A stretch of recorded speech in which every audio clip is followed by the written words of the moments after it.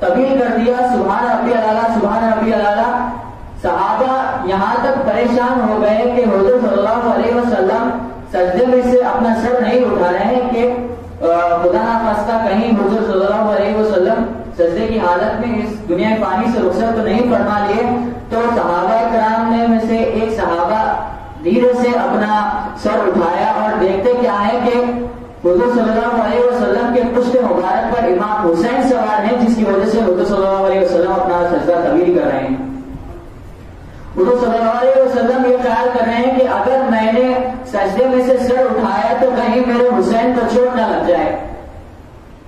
تو جس حسین علیہ السلام کی وجہ سے چوٹ نہ لگنے کی خاطر سرکار نے اپنا سجدہ طویل فرمایا، انہی حسین علیہ السلام کو یزیدیوں نے دست نینوا میں پیاسا اور بھوکا شہید کیا. امام حسین علیہ السلام کا ارادہ جو تھا جنگ کرنے کا ارادہ نہیں تھا. یہ لوگ کہتے ہیں کہ جنگ ہے، یہ جنگ نہیں تھی بلکہ دھوکے سے کربلا معلیٰ میں بلوا کر گھرا کر آپ کو شہید کیا گیا. جب یزید تخت پر بیٹھا تو اس نے ہر کسی کا، ہر صحابی کا، ہر تابعی کا بیعت لینا شروع کر دیا. تو کسی نے یزید سے کہا، یزید اگر تو امام حسین علیہ السلام کی بیعت لے لے تو سارے کے سارے صحابہ کرام اور سارے کے صحابہ تابعی تیرے ہاتھ میں بیعت کر لیں گے. تو یزید نے چاہا کہ امام حسین علیہ السلام کی بیعت لے لے. تو جیسے ہی امام حسین علیہ السلام کو یہ پتا چلا کہ یزید کا یہ ارادہ ہے تو آپ نے فوری انکار کر دیا یزید کی بیعت کرنے سے، کیونکہ جہاں پہ یہ اس دور میں بہت ہی مشہور تھا کہ یزید کوئی نیک انسان نہیں ہے بلکہ ایک بہت ہی برا انسان ہے، بہت ہی شراب خور ہے اور بدنمازی ہے. تو کوفہ میں اس دور میں حضرت نعمان بن بشیر جو ایک صحابی تھے، کوفہ کے اس دور کے گورنر تھے. تو انہیں یزید کو یہ خیال آیا کہ اگر میں نے نعمان بن بشیر کو یہ کہا کہ امام حسین کی بیعت لیں تو وہ نہیں لے گا، کیونکہ وہ سچے صحابی تھے اور ان کو یہ پتا تھا کہ امام حسین علیہ السلام بیعت نہیں کریں گے، سر دے دیں گے لیکن بیعت نہیں کریں گے. تو یزید نے فوراً کیا کیا کہ حضرت نعمان بن بشیر کو وہاں سے گورنر کے پوسٹ سے ہٹایا اور یزید کا سب سے چہیتا گورنر عبید اللہ ابن زیاد، جو بہت ہی شقی، بہت ہی خراب ذہنیت کا اور بہت ہی تشدد پسند اور بربریت پسند شخص تھا، اس کو کوفے کا گورنر بنا کر بھیجا. تو امام حسین علیہ السلام کو جیسے ہی معلوم ہوا کہ ابن زیاد کو وہاں کا گورنر بنا کے بھیجا ہے تو تبھی کوفے میں وہاں کے کوفے کے جو صحابی تھے اور کچھ صحابی بھی موجود تھے کوفے میں اور کچھ لوگ بھی موجود تھے جو چاہتے تھے کہ عبید اللہ ابن زیاد کی بیعت نہ کریں، اس کے بجائے میں امام حسین کی بیعت کریں، کیونکہ خلافت مولا کائنات سے امام حسن تک آئی اور امام حسن پر ختم ہو گئی. تو ان کا یہ ماننا تھا کہ چونکہ خلافت کے اصل حقدار اب امام حسین باقی ہیں تو ان کے ہاتھ پر بیعت کریں. تو امام حسین علیہ السلام نے اپنے چچا یہ معلوم کرنے کے لیے کہ کوفے کا کیا حال ہے، کیونکہ میں آپ کے سامنے عرض کر چکا ہوں کہ صحابہ کرام اور کوفے کے لوگ امام حسین علیہ السلام کی بیعت کرنے کے لیے تیار تھے. تو انہوں نے کئی ہزاروں کی تعداد میں امام حسین علیہ السلام کو خطوط بھیجے کہ آپ عالی مقام کوفے میں تشریف لائیں اور ہم آپ کی بیعت کریں اور آپ خلافت کو واپس شروع کریں، کیونکہ یزید بہت ہی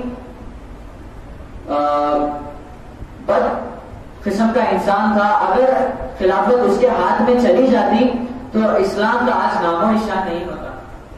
آج رضی اللہ عنہ یزید کو کہنے والے یہ سوچ لیں کہ یزید جیسا پلید شخص اگر اسلام کا خلیفہ بن جاتا تو آج نہ کوئی مسجد ہوتی نہ مسجد کے لیے احتجاج کرنے والے ہوتے. تو جیسا امام حسین کو علیہ السلام کو یہ خطوط ملے تو آپ نے اپنے چچا زاد بھائی حضرت مسلم بن عقیل کو بھیجا یہ معلوم کرنے کے لیے کہ کوفے کا کیا حال ہے اور کیا سچ میں کوفے کے لوگ امام حسین علیہ السلام کے ہاتھ پر بیعت کرنے کے لیے تیار ہیں. تو حضرت مسلم بن عقیل کچھ دنوں کا فاصلہ طے کرتے ہوئے مدینہ شریف سے کوفے کو آئے اور آپ دیکھتے کیا ہے کہ امام حسین علیہ السلام کے ہاتھ پر بیعت کرنے کے لیے کوفے کا بچہ تیار ہے. تو آپ نے جیسے ہی یہ پس منظر دیکھا کہ امام حسین علیہ السلام کی بیعت کرنے کے لیے ہر کوئی تیار ہے تو آپ نے امام حسین کو خط لکھا کہ اے چچا زاد بھائی حضرت حسین علیہ السلام آپ بے فکر ہو کر کوفہ آ سکتے ہیں, یہاں کے سب حالات ٹھیک ہیں. لیکن جیسے ہی عبید اللہ ابن زیاد کو اس بات کی خبر ملی کہ حضرت مسلم بن عقیل آئے ہیں تو اس نے حضرت مسلم بن عقیل کو پکڑوایا اور جو خط حضرت مسلم بن عقیل لکھے تھے وہ خط پھاڑ دیا. تو جیسے ہی حضرت مسلم بن عقیل نے دیکھا کہ عبید اللہ ابن زیاد کے ڈر کے اور سونے اور پیسے کی وجہ سے جو کوفی تھے ان لوگوں نے امام حسین کی بیعت توڑ دی صرف تلوار کی نوک اور پیسے کے زور کی وجہ سے. تو جیسے ہی حضرت مسلم بن عقیل نے یہ دیکھا کہ کوفے والوں نے حضرت امام حسین علیہ السلام کو دھوکہ دیا ہے تو آپ نے فوراً ایک دوسرا خط لکھا کہ اے عالی مقام آپ مدینے میں رہے, ان کوفیوں نے عبید اللہ ابن زیاد کے سونے کے بنا پر آپ کی بیعت توڑ دی ہے, آپ کا یہاں آنا سیف نہیں ہے.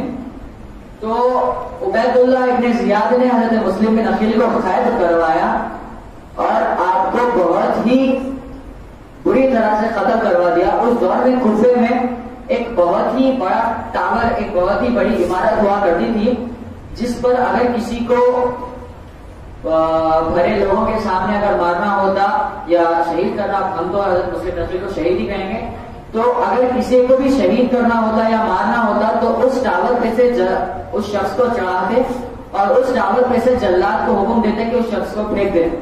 تو حضرت مسلم بن عقیل کو بھی اسی طرح اس عمارت پر چڑھایا گیا اور دھکا دے کر شہید کر دیا گیا.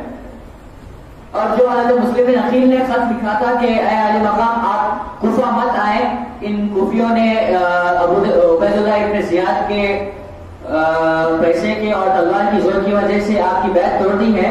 تو عبید اللہ ابن زیاد نے وہ خط پھاڑ دیا اور اس کے بجائے حضرت مسلم بن عقیل کے نام سے, مسلم بن عقیل کے اسٹامپ سے ایک دوسرا خط لکھوایا کہ آپ بے شک واپس یہاں کوفہ آ سکتے ہیں, یہاں پر سب الحمدللہ سب ٹھیک ہے, ہر کوئی آپ کی بیعت کرنے تیار ہے.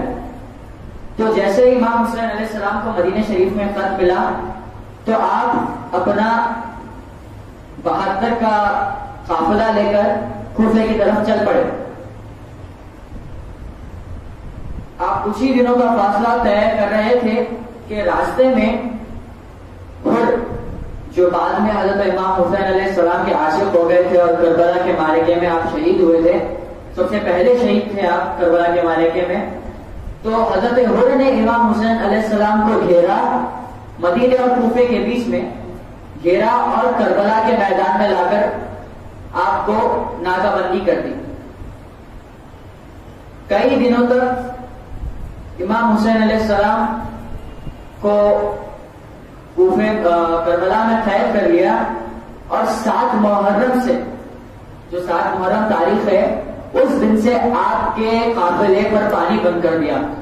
یزید نے یہ حکم نافذ کر دیا تھا کہ چرند پانی پیے, پرند نہ پانی پیے, ہر کوئی پانی پیے, لیکن فاطمہ کا لال سلام اللہ علیہ کا پانی نہ پیے.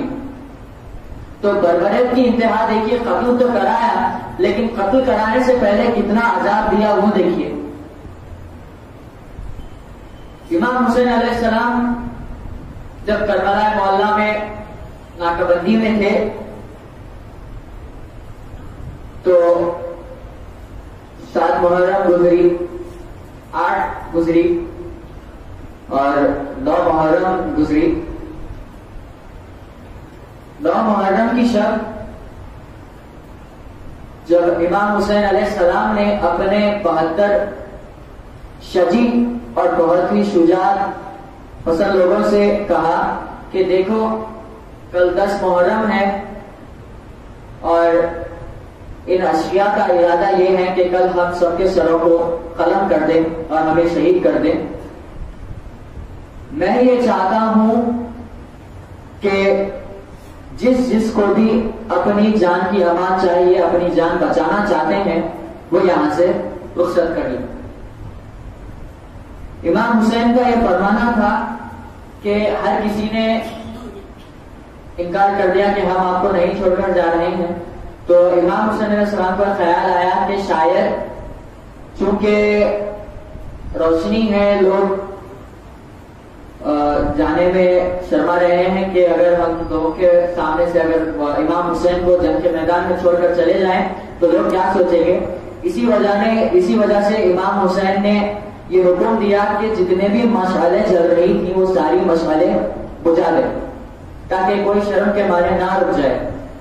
تو امام حسین کے حکم پر ساری مشعلیں بجھا دی گئی. تو کچھ دیر کے بعد امام حسین نے واپس حکم دیا کہ ساری مشعلیں واپس روشن کر دو.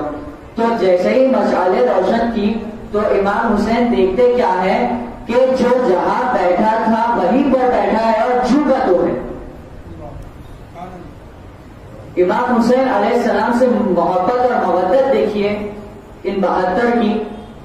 تو جب امام حسین نے پوچھا کہ میں نے تمہیں کہا کہ تم لوگ مجھے چھوڑ کر چلے جاؤ، کل ان کا ارادہ اشقیاء کا ہمیں قتل کرنے کا ہے، تو کسی نے بہت ہی اچھا جواب دیا کہ اے امام عالی مقام، اگر ہم آپ کو یہاں چھوڑ کر چلے جائیں گے تو بروز قیامت آپ کے نانا حضور اکرم کو کیا جواب دیں گے؟ جب وہ ہم سے پوچھیں گے جب میرا حسین کربلا کے دشت میں اکیلا تھا تو تم لوگ کہاں گئے تھے، تو ہم کیا عرض کریں گے؟ تو امام حسین بہت ہی خوش ہوئے کہ بہت ہی آپ کے 72 جو شجاعت والے جو لوگ تھے انہوں نے امام حسین کا ساتھ نہیں چھوڑا. اسی دن رات میں جو میں نے آپ کو جو شروع میں عرض کیا ہے کہ امام حسین علیہ السلام کو کربلا اور کوفہ اور مدینے کے بیچ میں گھراؤ کر کے جو لانے والے شخص تھے حضرت حر، انہوں نے حضرت امام حسین کو گھراؤ کر کے کربلا میں لے کے آیا تھا. تو 9 محرم کی شب جب امام حسین علیہ السلام اپنے خیمے میں عبادت گزار تھے تب حضرت حر کو یہ خیال آیا، جیسے امام حسین کے خیمے کی طرف آپ دیکھیں حضرت حر اشقیاء کی فوج کے سپہ سالار کمانڈر تھے فوج کے. تو حضرت حر یہ سن رہے تھے اپنے شمر سے کہ حضرت حر کو تو یہ بول کر لائے تھے کہ امام حسین کو گھراؤ کر کے لائیں گے، ان سے امان کر لیں گے، ان سے امان نامہ لے لیں گے، صلح کر لیں گے اور واپس چھوڑ دیں گے. لیکن جب حضرت حر نے شمر سے پوچھا تو شمر ہنستے ہوئے کہا کہ امام سے صلح کرنے کا ارادہ نہیں بلکہ امام کو ذبح کرنے کا ارادہ ہے.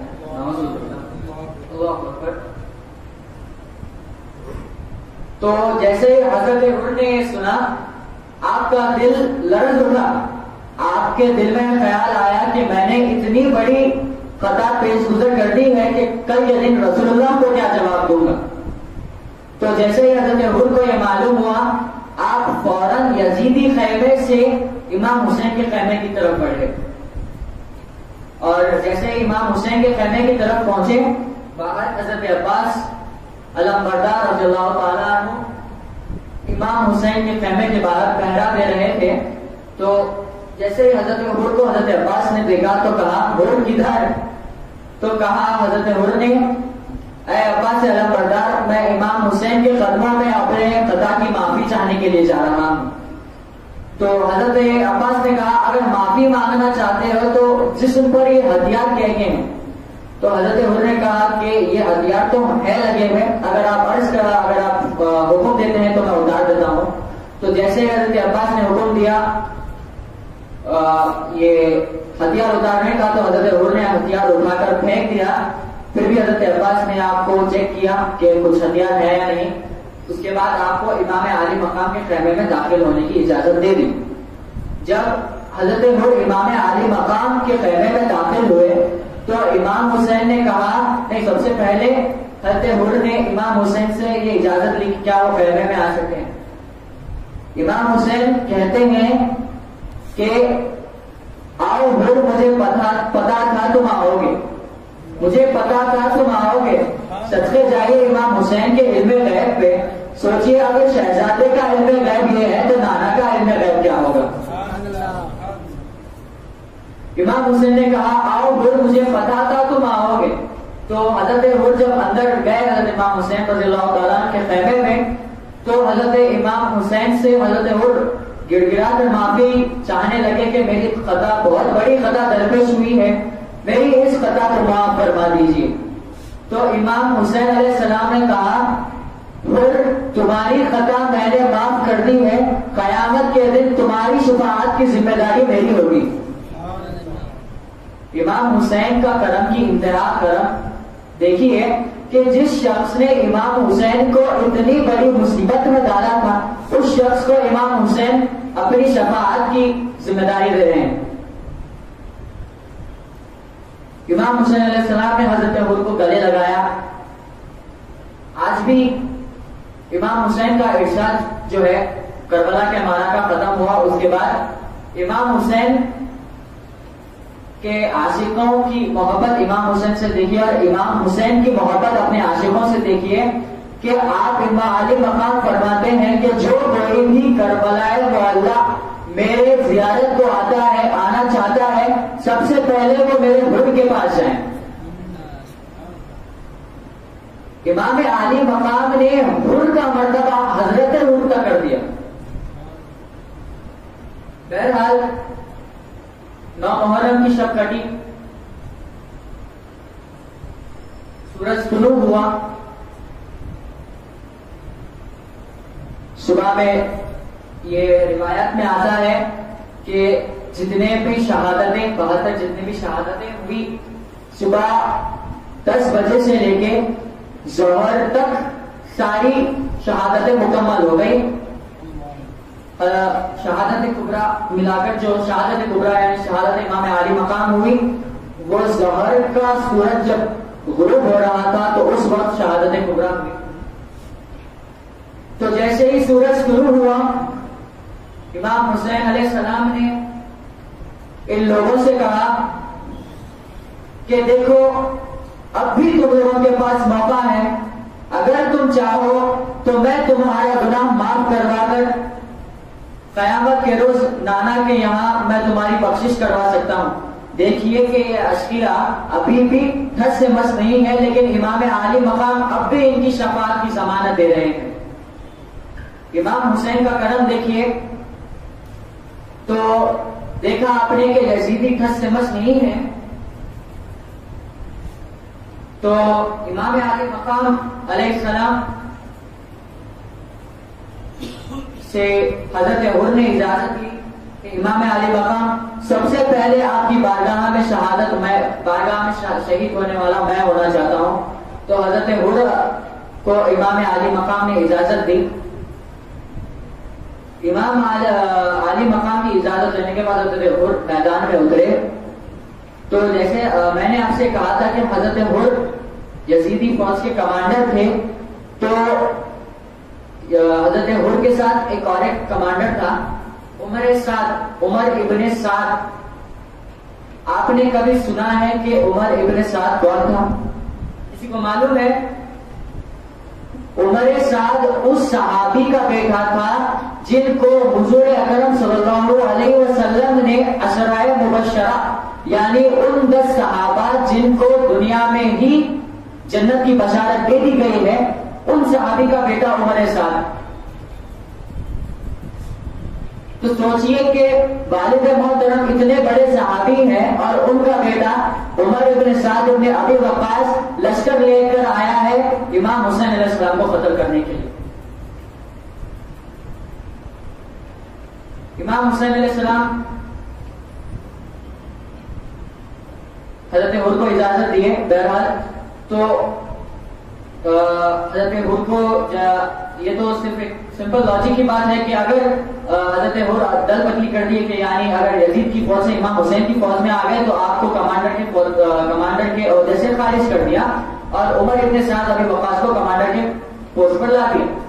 تو حضرت حر اترے میدان میں، اور یہ روایت میں آتا ہے کہ کئی ہزار اشقیاء کو حضرت حر جابہ کرتے گئے، کئی ہزار کو۔ 72 کے مقابلے 10,000 کی فوج آئی، تو سوچئے اگر امام حسین کے چاہنے والے کی یہ شجاعت ہے کہ اگر ایک اکیلا شخص 1000 سے زائد اشقیاء کو قتل کر سکتا ہے، تو سوچئے اگر امام حسین علیہ السلام خود میدان میں آتے تو کیا ہو۔ تو اس دور کے جنگ کا قاعدہ تھا کہ اگر ایک طرف سے کوئی آتا تو دوسری طرف سے اسی شخص کی شجاعت کا، اسی شخص کے جیسا ایک شخص اترتا اس کے مقابلے میں۔ تو جب عمر سعد اور شمر نے یہ دیکھا کہ حضرت حر ہر ایک شقی کو قتل کرتے جا رہے ہیں، تو شمر نے حکم دیا کہ اگر ایسے ہی حر سے جنگ چلتی رہے تو حر اکیلے ہی ساری یزیدی فوج کے لیے کافی ہے۔ امام علی مقام تو جنگ کرنا دور، حضرت حر خود سارے کے سارے اشیاء کو ختم کر سکتے ہیں۔ تو جیسے ہی شمر کو یہ ڈر لگنے لگا تو اس نے کہا کہ ایک ساتھ یلغار کرو حضرت حر پہ۔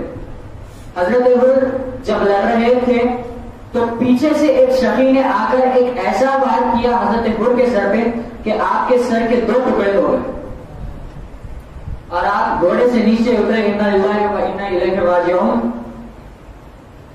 آپ جیسے ہی گھوڑے سے نیچے اترے، حضرت امام علی مقام نے یہ دیکھا تو آپ فوری دوڑتے ہوئے میدان کربلا میں آئے اور حضرت حر کو اپنی گود میں لیا، اور امام حسین علیہ السلام کے جو خود ہوتی ہے، جو جنگی لباس میں جو ہیلمٹ جو ہوتا ہے جنگ میں جو پہنتے ہیں اسے خود کہتے ہیں، اس خود پہ امام حسین علیہ السلام نے جو امامہ باندھا تھا وہ مالکنی کا اوڑھنی تھی۔ آپ نے فوری اپنا امامہ اتارا اور مالکنی کی اوڑھنی میں سے تھوڑا سا ٹکڑا پاڑا اور حضرت حر کے سر پہ باندھ دیا۔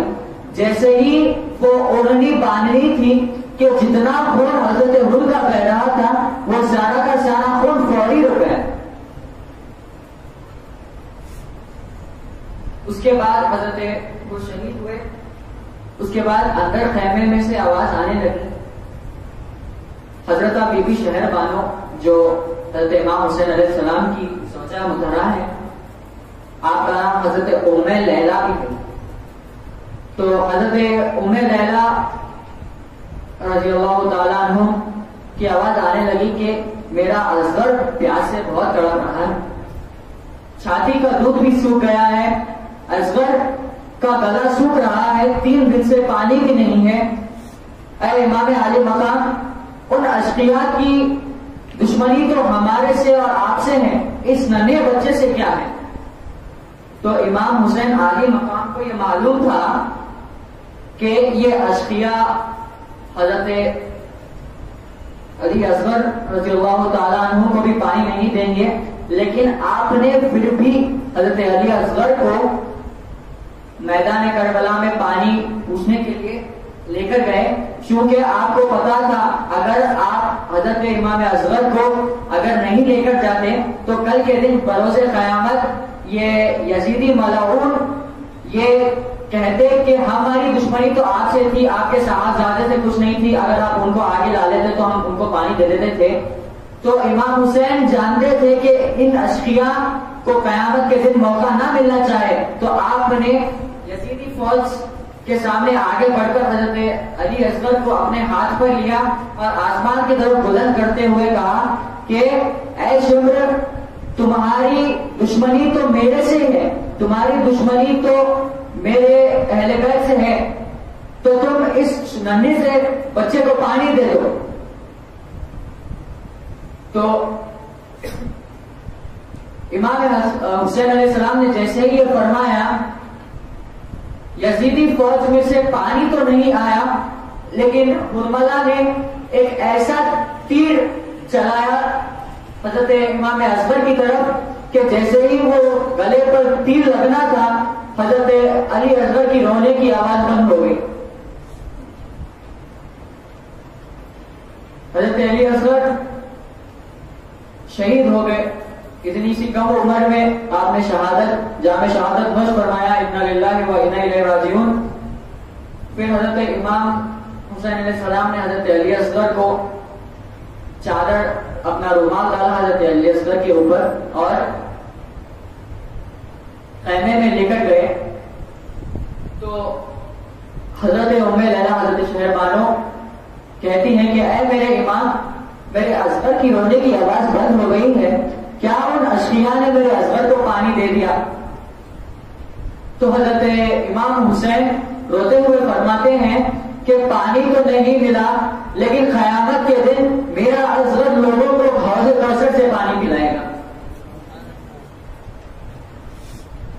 تو حضرت امام اصغر جیسے ہی اپنے والدہ ماجدہ کی گود میں لٹائے گئے تو حضرت بی بی سکینہ دوڑتی ہوئی آئی اور کہنے لگی بابا جان، آپ نے اصغر کو تو پانی پلا دیا، لیکن مجھے بھی بہت پیاس لگی ہے، مجھے بھی تھوڑا سا پانی پلوا دے. تو جیسے ہی یہ کہنا تھا حضرت بی بی سکینہ کا، امام عالی مقام نے حضرت امام اصغر کے اوپر سے اپنا رومال ہٹایا تو دیکھتے کیا ہے، پانی تو نہیں پیا ہے لیکن گلے پر ایک تیر ہے. حضرت سکینہ یہ دیکھ کر بہت ہی غمزدہ ہو جاتی ہے اور بہت ہی روتی ہے. اس کے بعد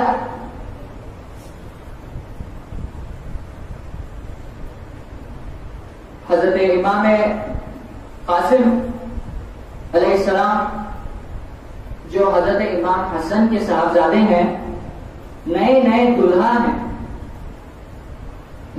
دلہا ہیں اور اپنے چچا کے ساتھ کربلا معلّہ میں شہید ہونے کے لیے آئے ہیں. امام عالی مقام سے حضرت امام قاسم نے یہ اجازت لی کہ چچا جان اب مجھے اجازت دیجیے، اب میں میدان جنگ میں اترنا. کہ اے قاسم، اگر تم مجھ سے پہلے میدان جنگ میں اتر جاؤ گے تو میں کل کے دن میرے بھائی امام حسن کو کیا جواب دوں گا؟ تو حضرت امام قاسم نے کہا اے میرے مولا، میرے سیدھے بازو پر میرے بابا جان حضرت امام حسن نے ایک تعویذ باندھی تھی اور مجھ سے یہ کہا تھا کہ جب بھی تمہارے اوپر یا اپنے اہل بیت کے اوپر یا میرے بھائی امام حسین کے اوپر کوئی سب سے بڑی مصیبت آ جائے تو یہ تعویذ کھول کر دیکھ لیں. تو امام قاسم نے امام عالی مقام سے یہ عرض کیا کہ چچا جان، ہم بنا پانی کے اس سوکھے میدان میں پھنسے ہوئے ہیں، اس سے بڑی مصیبت کیا ہو سکتی؟ تو میں نے جیسے ہی وہ کھولا تعویذ تو میں یہ دیکھتا کیا ہوں کہ امام حسن اس تعویذ میں لکھتے ہیں کہ اے میرے بیٹے قاسم، سلامتی ہو تم پر، کل کے دن اگر میرے بھائی امام حسین علیہ السلام پہ کوئی بڑی مصیبت آ جائے تو سب سے پہلے تم اپنے آپ کو پیش کرنا. تو امام عالی مقام جیسے ہی وہ تعویذ دیکھتے ہیں اور اس تعویذ کا امام قاسم امام عالی مقام کو عرض کرتے ہیں تو امام عالی مقام وہ تعویذ چونتے ہیں اور اپنے دستے مبارک سے حضرت امام قاسم کو امامہ باندھتے ہیں اور میدان جنگ میں اترنے کی اجازت دیتے ہیں. امام قاسم میدان جنگ میں اترتے ہیں اور کئی ہزار اشقیاء کو آپ بھی قتل کرتے ہیں. تو شمر اور عمر سعد جب یہ دیکھتے ہیں کہ امام عالی مقام کے بھتیجے حضرت امام قاسم اشقیاء کو قتل کرتے جا رہے ہیں تو انہوں نے یہ سوچا کہ جیسے حضرت حر پہ ایک ساتھ یلغار کر کے حملہ کیا، اسی طرح امام قاسم پر بھی ایک ساتھ یلغار کریں. تو جیسے ہی حضرت امام قاسم پر یلغار کرنا تھا، ایک شقی نے امام قاسم کے اوپر ایسا حملہ کیا کہ حضرت امام قاسم کا سر مبارک اپنے بدن مبارک سے جدا ہو کر کہیں دور جا کر گیا. اور یہ ملعون وہاں پر بھی نہیں رکے، ان ملعونوں نے حضرت امام قاسم کے جسم اطہر کے ٹکڑے کر دیے اور جب امام حسین علیہ السلام حضرت امام قاسم کا لاشیں مبارک اٹھانے کے لیے میدان جنگ میں اترے تو دیکھا کہ قاسم کہیں نہیں دکھ رہا.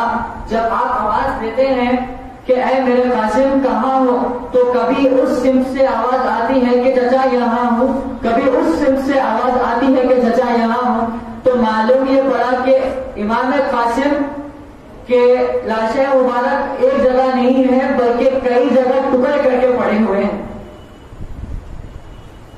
امام عالی مقام کی ہمت دیکھیے دوستو، اپنے سامنے اپنے صاحبزادے اور بھتیجوں کو اللہ کی راہ میں دیتے رہے. امام عالی مقام نے حضرت امام قاسم کے جسم اثر کے ٹکڑوں کو جمع کیا اور لے کر آئے. اس کے بعد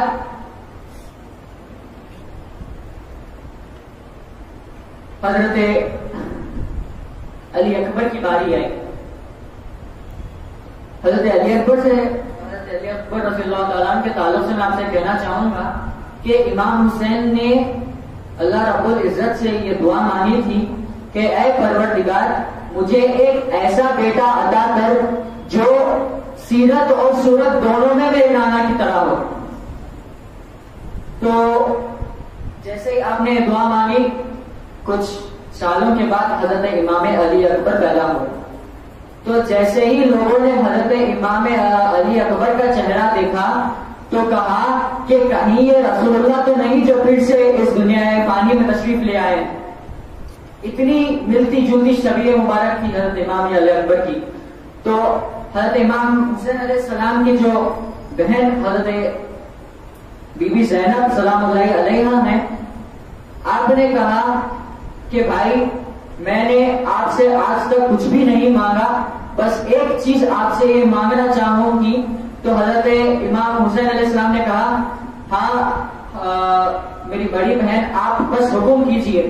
تو حضرت زینب سلام اللہ علیہ نے کہا کہ علی اکبر کی پرورش میں کرنا چاہتی ہوں. تو امام عالی مقام نے کہا بے شک آپ میرے سے بڑی ہیں، آپ کو میں کیسے حکم دے سکتا ہوں، میں کیسے اجازت دے سکتا ہوں. البتہ آپ علی اکبر کی ماں ام لیلہ سے پوچھ لیں. تو ام لیلہ کے پاس حضرت بی بی زینب گئی اور بی بی زینب سلام اللہ علیہ نے ام لیلہ سے یہ عرض کیا، سلام اللہ علیہ سے یہ عرض کیا کہ میں علی اکبر کی پرورش کرنا چاہتی ہوں. تو حضرت ام لیلہ کا جواب دیکھیں کتنا عاشقانہ جواب ہے. فرمایا بی بی میں تو غلام زادی ہوں، میری خوش نصیبی اس سے بڑھ کر کیا ہوگی کہ میرے شہزادے کو حضرت فاطمہ تو زہرا سلام اللہ علیہ کی پرورش ملے گی. تو حضرت بی بی زینب سلام اللہ علیہ نے حضرت علی اکبر کی پرورش کی اور آپ کو جنگ سکھانے والے، آپ کو تلوار بازی اور وغیرہ سکھانے والے حضرت عباس علمدار تھے. بہرحال جب حضرت علی اکبر پہنچے حضرت امام حسین علیہ السلام کی بارگاہ میں کہ بابا جان میں آپ کو میرے سامنے شہید ہوتے ہوئے نہیں دیکھ سکتا، لہذا مجھے آپ اجازت دیجئے میدان جنگ میں اترنے کے لیے. تو حضرت امام حسین نے کہا بیٹے میں تو یہ نہیں چاہتا کہ تم میرے سے پہلے میدان جنگ میں اترو، چونکہ جب ہی بھی مجھے میرے نانا کی یاد آتی تو میں تمہارا چہرہ دیکھ لیتا. حضرت علی اکبر کا چہرہ سرکار عالم صلی اللہ علیہ وسلم کی شب مبارک سے بہت ہی ملتا تھا. تو حضرت علی اکبر کو امام حسین علیہ السلام نے اپنے ہاتھوں سے امامہ باندھا، تلوار کمر پر باندھی اور رخصت کیا. جیسے ہی حضرت علی اکبر نے میدان جنگ میں قدم رکھا تو یزیدی فوج میں تہلکہ مچ گیا. یزیدی فوج میں تہلکہ مچ گیا جب شمر اور عمر ابن سعد نے یہ فوج سے پوچھا کہ کیا ہوا، تم علی اکبر کو دیکھ کر ڈر کیوں رہے ہو، یہ ولولہ کیسا ہے ہماری فوج میں. تو کسی ایک فوجی نے کہا کہ عمر سعد تم دیکھ نہیں رہے ہو کہ سامنے کے میدان سے خود رسول اللہ تشریف لا رہے ہیں ہم سے جنگ کرنے کے لیے. تو یہ تو ملعون تھے.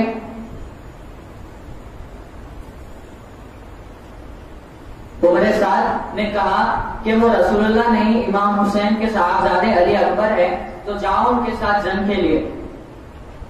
اشقیاء نے کیسے بھی، یہ تو ان کی جرأت دیکھیے کہ اس شخص کے ساتھ جنگ کرنے کے لیے جا رہے ہیں جس کی صورت و سیرت رسول اللہ سے ملتی ہوئی.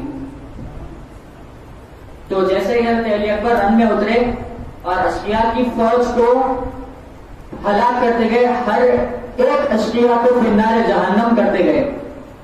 تو پھر سے یزیدی فوج نے یہی پیترا آزمایا کہ ایک ساتھ یلغار کرو، کہ حضرت علی اکبر پہ ایسا یلغار کیا کہ ایک شقی نے ایک ایسا نیزہ پھینکا جو جا کر سیدھا حضرت علی اکبر کے کلیجے پہ چلے گیا.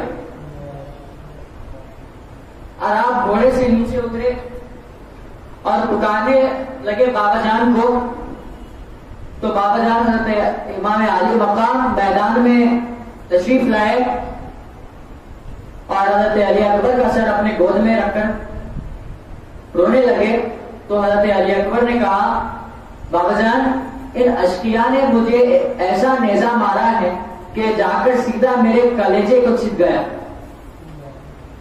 آپ یہ کلیجہ، آپ یہ نیزہ میرے کلیجے میں سے نکال دیں. حضرت امام علی مقام روتے ہوئے آسمان کی طرف ہاتھ بلند کرتے ہیں اور کہتے ہیں باری تعالیٰ اس قربانی کو قبول کر، میں میرے اسماعیل کو تیری بارگاہ میں دے رہا ہوں. جیسے ہی امام حسین علیہ السلام نے نیزہ نکالنے کا ارادہ کیا، وہ نیزہ اتنی اندر جا چکا تھا کہ امام حسین علیہ السلام نے ایک ہاتھ زمین پر رکھا اور ایک ہاتھ سے نیزہ نکالا. جیسے ہی نیزہ نکلنا تھا، نیزے کے ساتھ ساتھ حضرت علی اکبر کا کلیجہ بھی باہر آ گیا. ان للہ و انا الیہ راجعون. حضرت علی اکبر بے جام شہادت نوش فرمائے. بعد شہادت کبریٰ حضرت امام حسین علیہ السلام میدان جنگ میں اترے اور یزیدی فوج سے یہ کہنے لگے کہ میں اب بھی تمہیں وقت دے رہا ہوں کہ توبہ کر لو اور واپس چلے جاؤ، قیامت کے دن تمہاری شفاعت میں کرواؤں گا. میں یہ چاہتا تھا کہ تمہاری تلوار ابھی گرم ہے، تم لوگوں کا خون ابھی گرم ہے، اسی لیے میں نے اپنے آل کو پیش کیا کہ وہ ان کی قربانی سے تمہاری تلوار کی پیاس کم ہو سکے. لیکن اگر اب بھی تمہاری تلوار کی پیاس نہیں بجھی ہے تو میں خود رن میں اتروں. اتنا ہی یہ کہنا تھا کہ یزیدی فوج سے اشقیاء امام حسین علیہ السلام کے مقابلے میں اترے. عام بات نہیں ہے دوستو، فاتح خیبر کے صاحبزادے ہیں تو لوگ یہ دیکھتے ہیں کہ امام حسین علیہ السلام جیسے ہی اشقیاء کے ساتھ جنگ میں اترے تو آپ نے وقت واحد میں کئی ہزار اشقیاء کو تحت کیا اور یہاں تک کہ آدھی یزید کی فوج ختم ہو چکی تھی. اس کے بعد چونکہ اس دن جمعہ تھا، 10 محرم کا دن اس دن جمعہ تھا، امام حسین علیہ السلام نے اذان کی آواز سنی اور شبر سے کہا کہ مجھے نماز پڑھنے جانا ہے، نماز کے بعد جنگ پھر جاری رکھیں. تو امام حسین علیہ السلام جنگ کا میدان چھوڑے اور نماز کے لیے، جمعے کی نماز کے لیے اپنے خیمہ گاہ کی طرف تشریف فرما ہوئے. امام حسین علیہ السلام نے جیسے ہی رکعت باندھی